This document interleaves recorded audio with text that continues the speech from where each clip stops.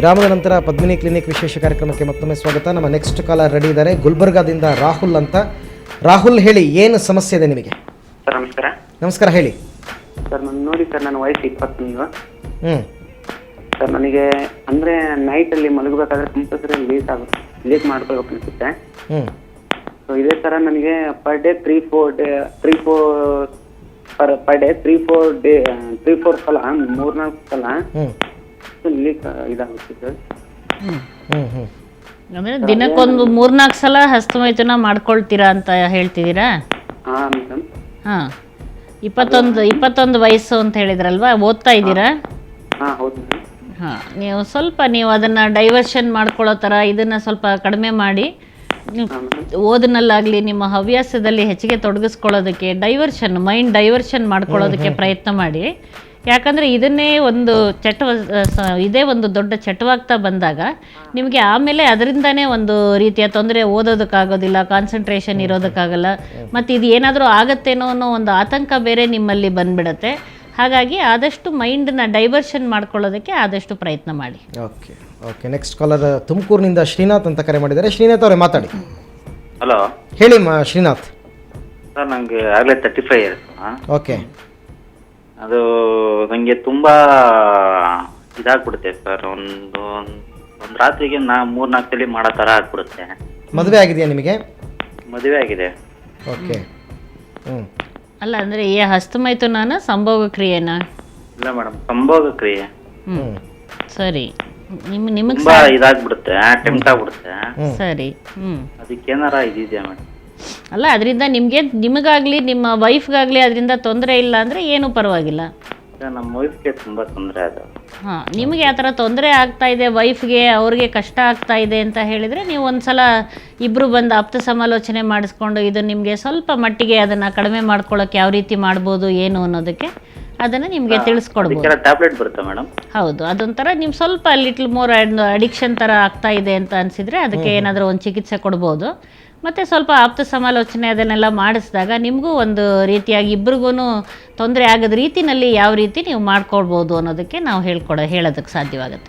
Okay, ಅಂದರೆ ಇದನ್ನು ಕಡಿಮೆ ಮಾಡೋದಕ್ಕೂ ಕೂಡ ಒಂದು ಚಿಕಿತ್ಸೆ ಇದೆ? ಚಿಕಿತ್ಸೆ ಇದೆ. ಅಂದರೆ ಅದನ್ನೇ, ಇದು ಸ್ವಲ್ಪ ಮಟ್ಟಿಗೆ ಏನಾಗುತ್ತೆ, ಅದು ಅವ್ರಿಗೆ ಗೊತ್ತಿದ್ರೂ ಕೂಡ ಅದನ್ನು ಮತ್ತೆ ಬೇಕು ಅನ್ನೋ ಥರ ಒಂಥರ ಗೀಳ್ ಥರ ಆದಂಗಾಗಿರುತ್ತೆ. ಅದಕ್ಕೆ ಚಿಕಿತ್ಸೆ ಕೊಟ್ಟರೆ ಸ್ವಲ್ಪ ಮಟ್ಟಿಗೆ ಕಡಿಮೆ ಆಗುತ್ತೆ. ಇನ್ನು ಮುಂಬೈನಿಂದ ಕರೆ ಮಾಡಿದ್ದಾರೆ ಬಾಬು ಅಂತ. ಬಾಬು ಅವರೇ, ಹೇಳಿ, ಏನು ಸಮಸ್ಯೆ ಇದೆ ನಿಮಗೆ? ನಮಸ್ಕಾರ ಸರ್. ನಮಸ್ಕಾರ, ಹೇಳಿ ಬಾಬು. ಸರ್ ಮೇಡಮ್ ಅಂತ ಮಾತಾಡ್ಬೇಕಿತ್ತು. ನಮಸ್ಕಾರ, ಹೇಳಿ ಮೇಡಮ್. ಮದುವೆ ಆಗಿ ಈಗ 8 ಮಂತ್ಸ್ ಆಗಿದೆ. ನಮ್ದು ಇದು ಸೆಮಿನಾರ್ ಎಲ್ಲ ಮಾಡ್ತೀವಿ. ನಂದು ಟೋಟಲ್ ಕೌಂಟ್ ಬಂದು 78 ಮಿಲಿಯನ್ ಬಂದಿದೆ. ಮತ್ತೆ ಇದರಲ್ಲಿ ಆಕ್ಟಿವ್ 60 ಸೆಲ್ಸ್.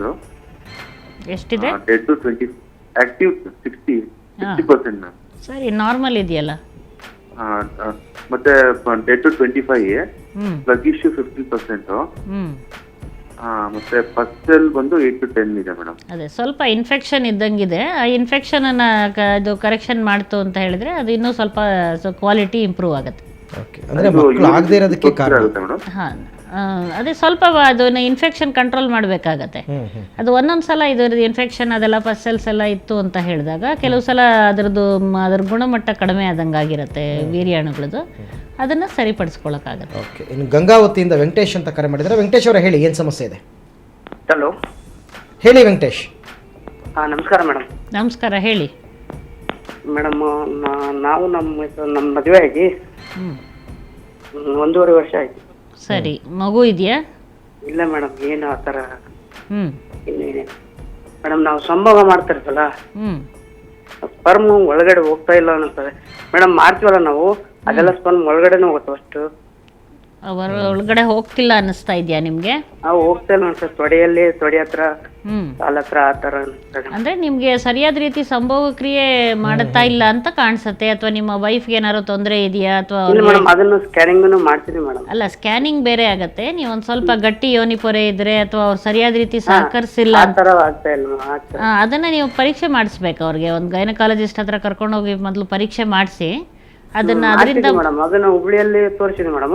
ಅಲ್ಲಿ ಏನಂದ್ರು ಮೇಡಮ್, ಪೂರ್ಣಿಮಾ ಅಂತ ಅವ್ರು ಯಾರು ತಗೊಂಡ್ ನೋಡಿದ್ರು. ಅವರು ಏನಂದ್ರು, ಇಲ್ಲ ಅದೇನ್ ತೊಂದ್ರೆ ಏನಿಲ್ಲ, ಸ್ವಲ್ಪ ಚಿಕ್ಕದಾಗಿದೆ. ಅದೇನೆ, ಅದು ಚಿಕ್ಕದಾಗಿದ್ದಾಗ ಅದನ್ನ ನೀವು ಪೂರ್ತಿಯಾಗಿ ಯೋನಿ ಪ್ರವೇಶ ಆಗ್ತಾ ಇಲ್ಲ ಅನ್ಸತ್ತೆ, ಅದು ಹೊರಗಡೆನೆ ಹೊರಗಡೆನೆ ಸ್ಖಲನ ಆಗ್ತಾ ಇದೆ, ಅದಕ್ಕೆ ನಿಮ್ಗೆ ಹಾಗೆ ಅನ್ನಿಸ್ತಾ ಇದೆ. ಅದನ್ನ ಸರಿ ಮಾಡಬೇಕಾಗತ್ತೆ. ಓಕೆ, ನೀವು ವೈದ್ಯ ಹತ್ರ ಬಂದು ಕೆಲವು ಸಲ ಅದು ಬಹಳ ಚಿಕ್ಕದಾಗಿದ್ರೆ ಅದನ್ನ ಒಂದು ಆಪರೇಷನ್ ಮೂಲಕ ಸರಿಪಡಿಸಿ ಸರಿ ಮಾಡಬೇಕಾಗತ್ತೆ. ಸ್ವಾಗತ. ಸಾಕಷ್ಟು ಕರೆಗಳನ್ನು ಸ್ವೀಕರಿಸಿದ್ದಾಯಿತು, ಆದರೆ ಪತ್ರಗಳನ್ನು ಓದೋದಕ್ಕಾಗಿಲ್ಲ. ಹಾಗಾಗಿ ಪತ್ರಗಳ ಮೇಲೆ ಕಾನ್ಸಂಟ್ರೇಟ್ ಮಾಡೋಣ ಮೇಡಮ್. ಇವಾಗ ಈ ಒಂದು ಪತ್ರವನ್ನು ಬರೆದಿರ್ತಕ್ಕಂಥ ಹುಡುಗ ಹೆಸರನ್ನೂ ಬರೆದಿಲ್ಲ, ಊರನ್ನೂ ಬರೆದಿಲ್ಲ, ಆದರೆ ಆತ SSLC ಓದ್ತಾ ಇರ್ತಕ್ಕಂಥದ್ದು, 16 ವರ್ಷ. ನಾನು ಒಂದು ಸರ್ತಿ ಹುಡುಗಿಯೊಬ್ಬಳ ಜೊತೆಯಲ್ಲಿ ನನಗೆ ಸಂಭೋಗ ನಡೆಸ್ತಕ್ಕಂಥ ಸಂದರ್ಭ ಒದಗಿ ಬಂದಿತ್ತು. ಆದರೆ ಆ ಟೈಮ್ನಲ್ಲಿ ನನಗೆ 2 ವೃಷಣಗಳು ತುಂಬ ಪೇಯ್ನ್ ಬಂತು, ನೋವು ಬಂತು, ಏನೂ ಕೆಲಸವನ್ನು ಮಾಡೋಕ್ಕಾಗಲಿಲ್ಲ. ನನಗೇನಾದರೂ ಡಿಸೀಸ್, ರೋಗದ ಥರ ಏನಾದರೂ ಇದೆಯಾ ಅಂತಕ್ಕಂಥ ಪ್ರಶ್ನೆಯನ್ನು ಈ ಚಿಕ್ಕ ವಯಸ್ಸಿನಲ್ಲಿ ಕೇಳಿದ್ದಾನೆ. ಅದೇ ಇದರೊಳಗೆ ಮೊದಲು ಲೈಂಗಿಕ ಪ್ರಯೋಗ ಅಂತ ಹೇಳ್ಬೋದು. ಅರ್ಧಂಬರ್ಧ ತಿಳುವಳಿಕೆ ಇಟ್ಕೊಂಡ್ಬಿಟ್ಟು ಏನಾದರೂ ಒಂದು ಮಾಡಕ್ಕೆ ಹೋಗುವಂಥ ಒಂದು ಪರಿಸ್ಥಿತಿ. ಆದ್ರಿಂದ ಆ ವಯಸ್ಸಿನಲ್ಲಿ ಅದ್ರ ಸರಿಯಾದ ರೀತಿಯಾಗಿ ಸಂಭೋಗ ಕ್ರಿಯೆ, ಲೈಂಗಿಕ ಕ್ರಿಯೆಗಳ ಬಗ್ಗೆ ಸರಿಯಾದ ಅರಿವಿರೋದಿಲ್ಲ. ಆ ಥರ ಒಂದು ಲೈಂಗಿಕ ಉದ್ರೇಕ ಬರುತ್ತೆ. ಯಾಕಂದ್ರೆ ಅದು ಹದಿಹಾರಿಯ ಕಾಲಿಟ್ಟಿರೋದು, ದೇಹದಲ್ಲಿ ಆಗೋ ಬದಲಾವಣೆಗಳು, ಉದ್ರೇಕಗಳು, ಲೈಂಗಿಕ ಭಾವನೆಗಳಾಗತ್ತೆ. ಲೈಂಗಿಕವಾಗಿ ಉದ್ರೇಕ ಆದಾಗ ವೃಷಣಗಳಲ್ಲಿ ನೋವು ಬರೋ ಥರ ಆಗತ್ತೆ, ಅದು ಮೇಲೆ ಎಳ್ಕೊಳ್ಳೋ ಥರ ಆಗತ್ತೆ. ಹಾಗಾಗಿ ಆ ನೋವನ್ನೇ ಅವನು ತಪ್ಪಾಗಿ ಏನೋ ಆಗೋಗಿದೆ ಅನ್ನೋ ಒಂದು ಭಾವನೆ ಅವನ ಮನಸ್ಸಲ್ಲಿ ಬಂದಿರ್ಬೋದು. ಆದರೆ ಇದು ಪುಣ್ಯಕ್ಕೆ ಅವ್ರು ಮಾಡಕ್ ಸಾಧ್ಯವಾಗಿಲ್ಲ ಸಂಭೋಗ ಕ್ರಿಯೆ, ಇಲ್ಲಾಂದ್ರೆ ಅದೇ ಒಂದು ಪ್ರಯೋಗವಾಗಿ ಅದರಿಂದ ಇನ್ನಷ್ಟು ಅನಾಹುತಗಳು ಕೂಡ ಆಗುವಂತ ಸಾಧ್ಯತೆ ಇರುತ್ತೆ. ದೊಡ್ಡ ತೊಂದರೆ ಏನಲ್ಲ ಅಂತ ತೊಂದರೆ ಅಲ್ಲ, ಅದು ಸಹಜವಾಗಿ ನಡೆದಿರೋ ಲೈಂಗಿಕ ಉದ್ರೇಕದಿಂದ ಬಂದಿರೋ ವೃಷಣದ ನೋವು ಇದ್ದಿರಬಹುದು. ಅದು ಹಾಗೂ ಏನಾದರೂ ಪದೇ ಪದೇ ಬೇರೆ ಸಮಯದಲ್ಲೂ ಏನಾದರೂ ನೋವುಗಳು ಬರ್ತಾ ಇದ್ರೆ ಒಂದ್ಸಲ ಪರೀಕ್ಷೆ ಮಾಡಿಸಬೇಕಾಗುತ್ತೆ. ಇನ್ನು ನಾಗರಾಜ್ ಅಂತ ಒಂದು ಪತ್ರವನ್ನು ಬರೆದಿದ್ದಾರೆ. ಇವರ ಶಿಶ್ನದ ಮುಂಭಾಗದ ಚರ್ಮ ಹಿಂದಕ್ಕೆ ಹೋಗಿಲ್ಲ, ಆಸ್ಪತ್ರೆಯಲ್ಲಿ ತೋರಿಸ್ಕೊಂಡಿದ್ದಾರಂತೆ, ಆಪರೇಷನ್ ಮಾಡಬೇಕು ಅಂತ ಹೇಳಿದಾರಂತೆ. ನನಗೆ ಆಪರೇಷನ್ ಮಾಡಿಸ್ಕೊಳ್ಳೋಕ್ಕೆ ತುಂಬ ಹೆದರಿಕೆ ಆಗ್ತಾ ಇದೆ. ಈ ಆಪರೇಷನ್ ಮಾಡಿಸ್ಕೊಂಡ ಮೇಲೆ ನಾನು ಲೈಂಗಿಕ ಕ್ರಿಯೆಯಲ್ಲಿ ತೊಡಗಬಹುದಾ? ಈ ಆಪರೇಷನ್ ದೊಡ್ಡ ಆಪರೇಷನ್, ಚಿಕ್ಕ ಆಪರೇಷನ್, ತುಂಬ ಹೆದರಿಕೆ ಆಗಿದೆ, ನನಗೆ ಸಲಹೆ ಕೊಡಿ ಅಂತ ಕೇಳಿದ್ದಾರೆ. ಇಲ್ಲ, ಇದು ಒಂದು ಬಹಳ ಸಾಮಾನ್ಯವಾಗಿ ತೊಂದರೆ ಎಷ್ಟೋ ಜನ ಹುಡುಗರಲ್ಲಿರುತ್ತೆ. ಇವಾಗ ಒಂದು ಜನರಲ್ಲಿ ಅದನ್ನ ಅವರ ಒಂದು ರಿಚುವಲಿಸ್ಟಿಕ್ ಆಗಿನೇ ಒಂದು ಇದು ಅವರು ಮಾಡಿಸ್ಕೊಳ್ತಾರೆ, ಸುನ್ನತಿ ಮಾಡಿಸ್ಕೊಳ್ತಾರೆ. ಎಲ್ಲರಿಗೂ ನಮ್ಮ ಚಿಕ್ಕ ಮಕ್ಕಳಲ್ಲೇನೆ ಸುನ್ನತಿ ಮಾಡಿರ್ತಾರೆ. ಬೇರೆಯವ್ರಿಗೆ ಅದನ್ನ ಸುನ್ನತಿ ಕೆಲವು ಸಂದರ್ಭಗಳಲ್ಲಿ ಮಾತ್ರ ಅದನ್ನ ಚರ್ಮ ತೆಗೆಯುವಂಥದ್ದು, ಸುನ್ನತಿ ಸರ್ಕಮ್ಸಿಷನ್ ಆಪರೇಷನ್ ಮಾಡಬೇಕಾಗುತ್ತೆ. ಅಂದ್ರೆ ಬೆಳವಣಿಗೆಯಿಂದಾನೇ ಕೆಲವರಿಗೆ ಬಿಗಿ ಚರ್ಮ ಇರುತ್ತೆ, ಅದು ಅಂಟ್ಕೊಂಡಿರೋ ರೀತಿನಲ್ಲಿ ಸರಿಯಾದ ರೀತಿನಲ್ಲಿ ಹಿಂದೆ ಮುಂದೆ ಸರಿಯೋದಿಲ್ಲ, ಅಂಥವ್ರಿಗೆ ಅದನ್ನ ಮಾಡಲೇಬೇಕಾಗತ್ತೆ. ಯಾಕಂದ್ರೆ 2-3 ಕಾರಣಗಳು. ಒಂದು, ಅವ್ರಿಗೆ ಲೈಂಗಿಕ ಸಂಪರ್ಕ ಸರಿಯಾಗಿ ಮಾಡೋಕ್ಕಾಗಲ್ಲ, ನಿಮಿರಿದಾಗ ಅದರದ್ದು ಚರ್ಮ ಹಿಂದೆ ಸರಿಯದೆ ನೋವಾಗ್ಬೋದು, ತೊಂದರೆ ಆಗ್ಬೋದು. ಮತ್ತೆ ಇನ್ನು ಅದ್ರ ಒಳಗಡೆ ಸೋಂಕೆಲ್ಲ ಸೇರ್ಕೊಂಡು ಸ್ಮೆಗ್ಮಾ ಅಂತ ಬಿಳಿ ಸ್ರವಿಕೆ ಒಳಗೆ ಸೇರ್ಕೊಂಡು ಸೋಂಕಾಗೋ ಸಾಧ್ಯತೆ ಇರುತ್ತೆ. ಇದು ಮೈನರ್ ಆಪರೇಷನ್, ಅದಕ್ಕೇನಂತ ಹೆದರ್ಕೊಳ್ಳೋ ಅಂಥದ್ದಿಲ್ಲ, ಏನು ಭಯ ಪಟ್ಕೊಳ್ಳೋ ಅಂಥದ್ದಿಲ್ಲ. ಅದಕ್ಕೆ ಅನಸ್ತೇಶಿಯಾ ಕೊಟ್ಟೆ ಮಾಡ್ತಾರೆ. ಅದರಿಂದ ಅದನ್ನ ಮಾಡಿಸ್ಕೊಂಡ್ರು ಕೂಡ ಏನು ತಪ್ಪಿಲ್ಲ. ಓಕೆ ಮೇಡಮ್, ಸಾಕಷ್ಟು ಜನಗಳಿಗೆ ಪರಿಹಾರವನ್ನು ಕೊಟ್ಟಿದ್ದೀರಾ, ಧನ್ಯವಾದ. ನಮಸ್ಕಾರ. ಓಕೆ ವೀಕ್ಷಕರೇ, ಇವತ್ತು ಯಾರ್ಯಾರಿಗೆ ಕರೆ ಸಿಕ್ಕಿಲ್ಲ ಖಂಡಿತ ನಿರಾಶರಾಗಬೇಡಿ. ಮುಂದಿನ ಶನಿವಾರ ಎಂದಿನಂತೆ ಮತ್ತೆ 11 ಗಂಟೆಗೆ ಭೇಟಿ ಮಾಡ್ತೀವಿ. ನಿಮ್ಮ ಸಮಸ್ಯೆಗಳೇನೇ ಇದ್ರೂ ಕೂಡ ಕರೆ ಮಾಡಿ ಅದನ್ನು ವೈದ್ಯರಿಂದ ಪರಿಹಾರವನ್ನು ಪಡ್ಕೊಳ್ಳಿ ಅಂತ ಹೇಳ್ತಾ ಇವತ್ತಿನ ಸಂಚಿಕೆಯನ್ನು ಮುಗಿಸ್ತಾ ಇದ್ದೀವಿ. ನಮಸ್ಕಾರ.